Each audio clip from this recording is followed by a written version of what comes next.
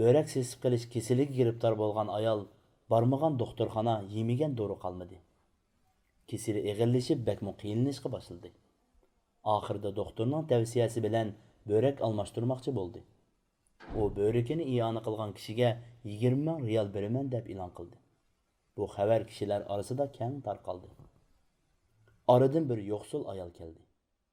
U doktorxonadagi bir yurish tekshirishlarni tugatib, dal börek operatsiyasi qiladigan kunda kasal ayol yo'qsul ayolning yoniga kirdi. U qattiq yig'layotdi. Kasal ayol ajablanib so'radi: "Sizni börek iyona qilishga majburlagan ahvol bormi? Nimishqa yig'laysiz? Meni yo'qsullikdan boshqa hech narsa majburlamadi. Muhtojlikdan shunday qilyapman." Ayol shunday debla yana ho'kirab yig'lab ketdi. Kasal ayol uni tishlantirib tasalli qildi va mundaq dedi: "Xotirjam bo'ling singlim. Men sizga 20 ming riyal beray.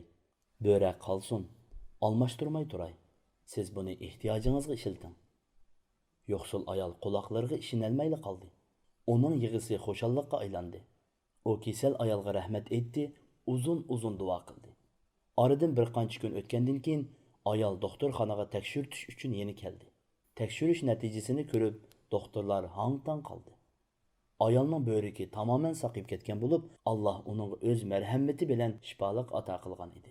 Payg'ambarimiz Muhammad alayhissalom mundaq degan: "Sizlar kasallaringlarni sadiqa bilan davolanglar."